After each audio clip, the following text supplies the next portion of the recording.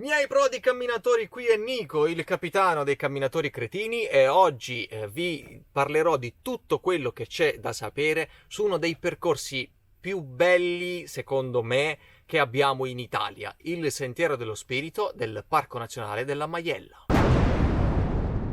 Ho percorso questo trekking per ben 2 volte, la prima volta nel 2019 e la seconda volta quest'anno nel 2021, e devo dire che ogni volta che lo faccio mi viene voglia di rifarlo per quanto è bello ed emozionante. È un percorso estremamente faticoso, non lo metto in dubbio, ma che ripaga questa fatica con dei posti unici, credo, magici. Ma noi siamo gente pratica, quindi bando alle ciance e iniziamo subito ad entrare nei dettagli del Sentiero dello Spirito. È un trekking di 75 km che parte da Sulmona e termina presso l'abbazia di San Liberatore in Maiella, in provincia di Pescara, vicino a Serramona Cesca. Si parte dalla vallata di Sulmona e arriviamo a toccare anche i 2000 metri di altezza già il primo giorno. Già dalla vallata riusciamo a vedere il Monte Morrone, alcune delle creste più alte della Maiella, e se non c'è foschia,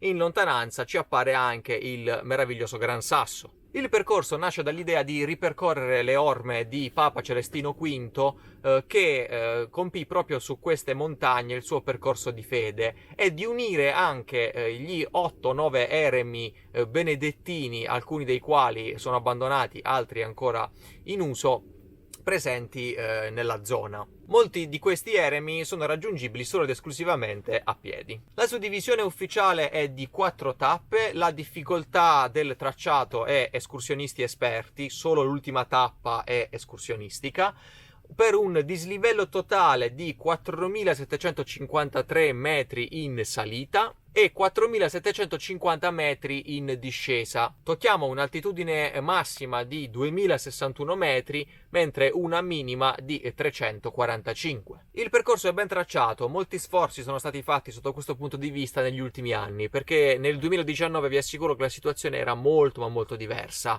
Soprattutto nella zona della discesa dal Monte Morrone, dove ci sono parecchi animali selvatici, quindi la possibilità di imbattersi in falsi sentieri. Per questo motivo vi consiglio di scaricare la traccia GPS, la trovate gratuita sul mio sito www.ilcamminodelcretino.it. Madò, che lavoro che faccio per voi, cioè come vi voglio bene io, chi è che vi vuole bene così? Quindi come minimo, per ringraziarvi, almeno iscrivetevi al canale, cioè è gratis, attivate la campanella.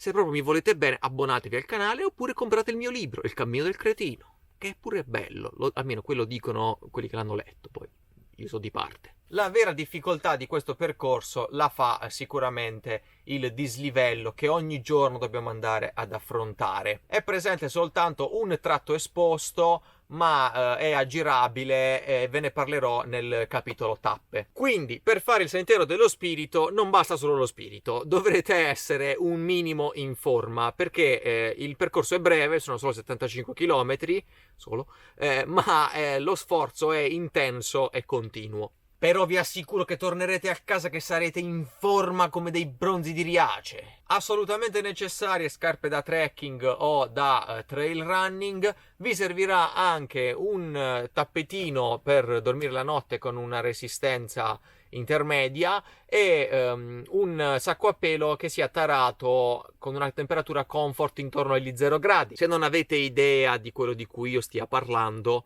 ho dedicato dei video a come scegliere il sacco a pelo e il tappetino, vi metto scheda e link in descrizione.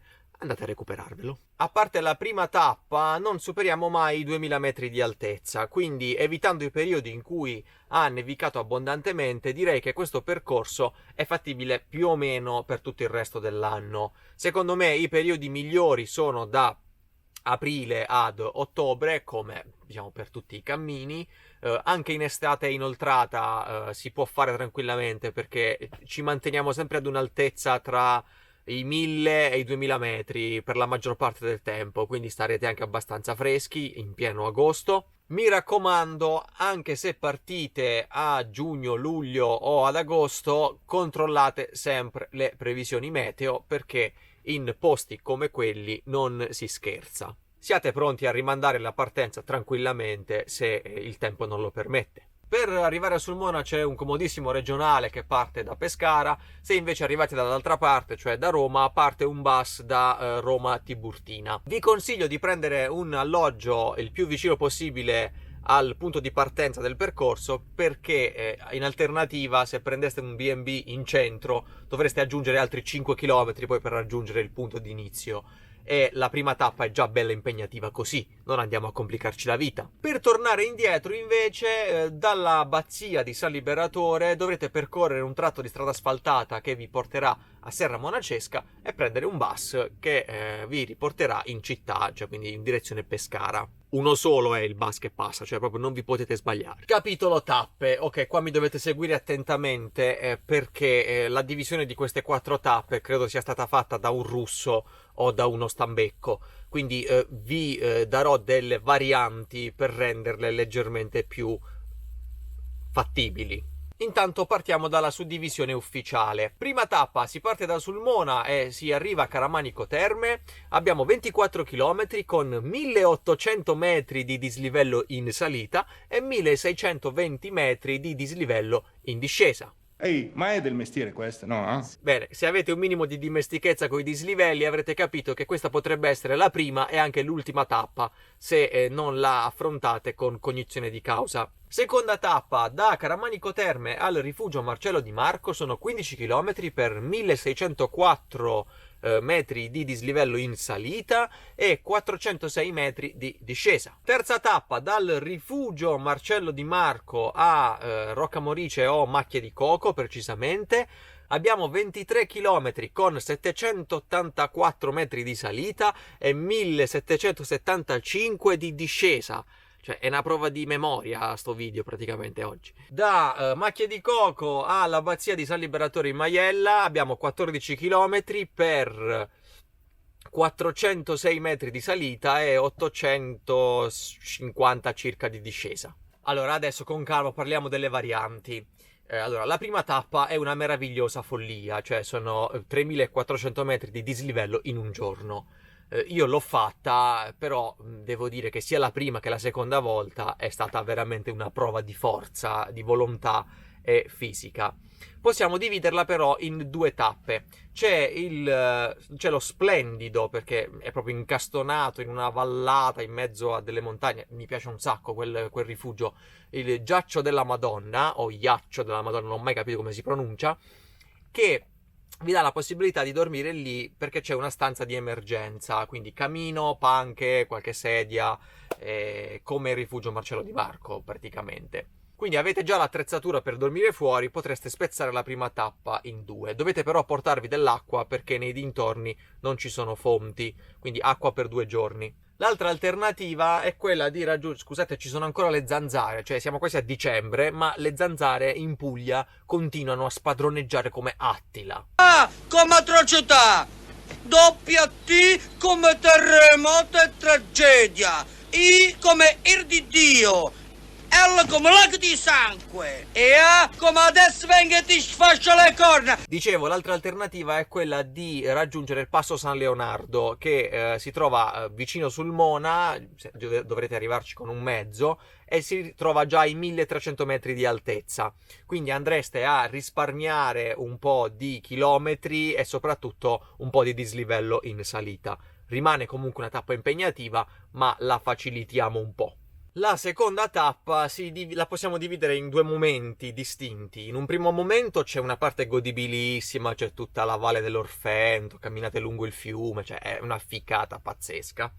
E la seconda parte invece è quella della Rava dell'Avellana, che è una salita di quelle che proprio te la ricordi per tutta la vita, cioè va dritta per dritta su, non fa manco i tornanti un altro po'. L'alternativa che però sacrifica un po' di bellezza, quindi non ve la consiglio questa alternativa, è quella di passare da De Contra e da lì prendere il sentiero B1 che vi porta direttamente al rifugio Marcello Di Marco.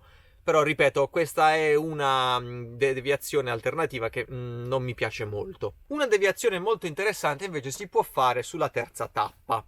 Per farla però dovete aggiungere alla seconda tappa una visita all'eremo di San Giovanni all'Orfento, che credo che sia uno degli eremi più belli. Ci ho dedicato anche un video in cui ci ho dormito dentro praticamente, e è un eremo sospeso sulla roccia, scavato nella roccia ad un'altezza di circa 7-8 metri, e per entrarci bisogna strisciare sotto la roccia. Intanto qui cadono delle cose, va bene, dovete strisciare sotto la roccia. È un posto magico, secondo me, emozionante e da vedere. Quindi appena avete finito di fare la salita della Rava della Vellana, proseguite su Piana Grande, scendete all'eremo e poi tornate indietro per dormire al rifugio Marcello Di Marco. La terza tappa vi fa fare un saliscendi che, devo dire, quando l'ho fatto nel 2019 mi ha anche fatto abbastanza innervosire. L'alternativa che vi propongo è quello di partire dal rifugio Marcello Di Marco e proseguire per il sentiero B1, che vi fa aggirare il Vallone dello Spirito, ma tanto poi ci scendiamo dopo, e vi fa arrivare, rimanendo sempre più o meno sulla stessa quota, quindi stancandovi molto di meno, risparmiate circa un 500 metri di dislivello, arrivare direttamente all'eremo di Santo Spirito. Questo percorso qui ci fa passare da una fonte, prima di tutto, che è quella che poi vi porta alle strutture sciistiche, la riconoscete subito, la fonte Tettone. Ci dà anche un'altra possibilità. Se non avete voglia di dormire nel rifugio Marcello Di Marco la seconda notte, ma volete dormire in un letto e mangiare in un ristorante, potete aggiungere qualche chilometro e un po' di dislivello, ma già ne avete fatto abbastanza, per arrivare al rifugio Bruno Pomiglio. È un rifugio aperto tutto l'anno, loro sono meravigliosi, vi consiglio comunque di farci un salto, magari non in questo percorso ma in un altro, e lì avete la possibilità di dormire. Poi da lì potete riprendere il percorso che vi ho appena descritto, sempre il B1, e poi il percorso P, con la sigla P, che vi porta al sentiero, all'eremo di Santo Spirito. Se invece non volete fare deviazioni e volete percorrere la terza tappa originale, vi devo dare un warning, cioè attenzione, subito dopo l'eremo di San Giovanni all'Orfento, il percorso ufficiale vi fa passare da un tratto esposto, molto esposto, dove se facciamo le corna doveste cadere non vi ritrovano più. Quindi non è ferrato, non è un sentiero attrezzato, quindi è molto molto pericoloso. Io l'ho fatto nel 2019 e mi sono cagato addosso, vi dico la verità. Questa volta non l'ho fatto, cioè potete aggirare questa cosa tornando indietro di un piccolo tratto dall'eremo di San Giovanni all'Orfento, prendere il B1 e scendere su un sentiero che si ricollega alla via ufficiale. Quindi se volete fare la terza tappa originale dovete assolutamente fare questa deviazione. Ci sono anche i cartelli del parco che bloccano il sentiero, quindi non vi avventurate, mi raccomando. La quarta tappa è la più semplice, la più corta, ma anche la più semplice, quindi non c'è alcun motivo di proporre variazioni. In linea di massima, quindi possiamo dire che la suddivisione ufficiale di 4 tappe è fattibile, ma estremamente faticosa. Con qualche variazione e magari riuscendo a dividere la prima tappa in 2, quindi portandola a 5 giorni, questo percorso diventa molto più godibile. Poi ci sarà sicuramente qualcuno che vorrà fare tutto in 36 ore. In bocca al lupo, e mi raccomando, avvisate il vostro osteopata o fisiatra per quando tornerete, se tornerete. Su dove dormire io vi consiglio di fare una versione ibrida, cioè un po' di rifugi e un po' di B&B. Sia a Caramanico Terme che sul Mona, quindi la notte prima della partenza e la prima notte effettiva, sono fornitissime di B&B, hotel, strutture, sono delle cittadine abituate ai turisti e anche agli escursionisti, quindi troverete facilmente un posto dove stare. Per quanto riguarda il rifugio Marcello Di Marco per la seconda notte, come già detto, non è un rifugio gestito, quindi dovete portarvi acqua, sacco a pelo e tappetino. La terza tappa finisce un po' in mezzo al niente, nel senso che c'è questa frazione che si chiama Macchie di Coco, ma dove devo segnalarvi, appena aperto, veramente da pochissimo, una struttura che si chiama Dimore Montane. Bene, questa struttura è precisamente sul percorso, quindi non dovete allungare da nessuna parte. Loro sono dei ragazzi meravigliosi, hanno sia la possibilità di farvi dormire in camere in glamping, quindi hanno loro delle tende, ve le possono affittare. Hanno anche una cosa meravigliosa che è una cabina con una vetrata davanti che dà sul parco. Per chi può e per chi ha voglia, credo che sia anche un'esperienza molto molto bella. Quindi ragazzi, dimore montane. Dimenticavo, c'hanno pure il ristorante, cucinano bene, cioè andateci raga, assolutamente dimore montane, consigliatissimo. Non prendo un euro da loro, ve lo giuro, però a me mi hanno fatto una sensazione proprio di ospitalità di casa che andateci. La quarta tappa sono 14 km, quindi se sarete diligenti per l'ora di pranzo probabilmente avrete già terminato il percorso, quindi non è necessario dormire a Serra Monacesca.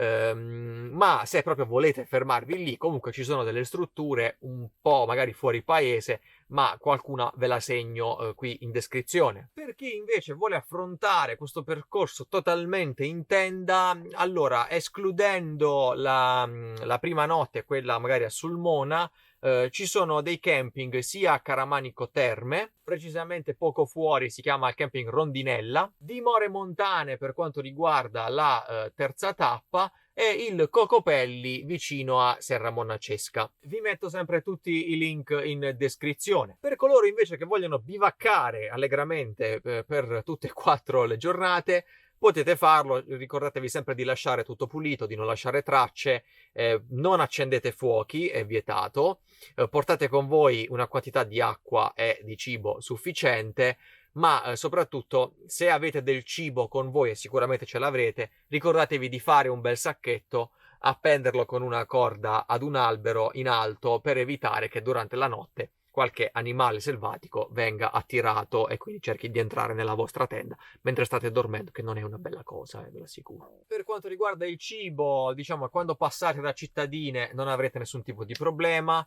Invece per l'unica difficoltà, diciamo, organizzativa può essere tra la seconda e la terza tappa, dove dormirete al rifugio Marcello Di Marco. Lì dovrete portarvi un po' più di cibo. Mi raccomando, organizzatevi anche con un po' di frutta secca o magari con una barretta di razione di emergenza per qualsiasi evenienza, e ricordate sempre che in Abruzzo c'hanno un problema con la carne bianca, cioè se tu chiedi del pollo ti guardano male, mangiano solo carne rossa dalla mattina alla sera. E così è, che vi devo dire. Quanto costa fare il Sentiero dello Spirito? Ok, allora anche qui bisogna fare il solito distinguo, cioè dipende da come ve la volete vivere. Io personalmente ho fatto una versione ibrida, quindi ho dormito in strutture quando si poteva, ho mangiato in ristorante quando si poteva. In linea di massima, nelle giornate in cui ho dormito in struttura, ho speso tra i 40 e i 60 euro. Quindi facendo un conto totale, considerando che la seconda notte si dorme fuori, quindi si mangia quello che c'è, ho speso tra i 150 e i 200 euro, che è una cifra accettabile. Se andiamo a dormire in tenda, naturalmente andiamo ad abbassare ancora di più il budget, e secondo me riuscite a spendere intorno ai 100 euro se dormite in camping. Se invece bivaccate e non vi permettete manco la cena fuori, boh ragazzi, cioè, potreste spendere pure 30 euro in 4 giorni, tranquillamente, 40, dai. Anche perché, ragazzi, cioè io ho preso dei panini super imbottiti con Bresaula, San Daniele, cose, cioè i panini venivano 2 euro, 2,50 euro, cioè a Roma manco il panino vuoto costa 2,50 euro, la dropo. Come orientarsi? Il percorso è segnato per intero con la sigla S, i segnalini sono i soliti, quelli bianchi e rossi del CAI. Vi consiglio comunque di scaricare le tracce GPS, ve le metto gratuitamente sempre sul sito ilcamminodelcretino.it. Per coloro che proprio invece non possono fare a meno della carta e quindi della cartina, che piacciono un sacco pure a me, devo dire la verità, vi metto anche la cartina acquistabile su Amazon, link in descrizione. Se non sapete come utilizzare una traccia GPS, vi metto un link in descrizione su come orientarsi attraverso lo smartphone. Vi consiglio di scaricare per Android l'applicazione Locus Map, mentre per iOS Outdoor Active, sono entrambe molto valide, ce ne sono anche altre, però a me piacciono queste due per il momento, finché non ne scoprirò magari qualche altra. Sempre video dei link, cioè link dei video in descrizione, ragazzi, non ce la faccio più. Pazientate ancora qualche altro secondo. Allora, questo qui è un percorso estremamente impegnativo, ma che ve l'assicuro vi porterete nel cuore se lo farete. E come dico sempre, poi magari una volta terminato il sentiero dello spirito entrerete nella modalità eremitica come Naruto. Se apprezzate tutto il nostro lavoro potete gratuitamente iscrivervi a questo canale, visitare il sito del Cammino del Cretino. Grazie per l'attenzione camminatori, mi raccomando prendete lo zaino e partite, ci vediamo venerdì prossimo con il prossimo video. Ciao!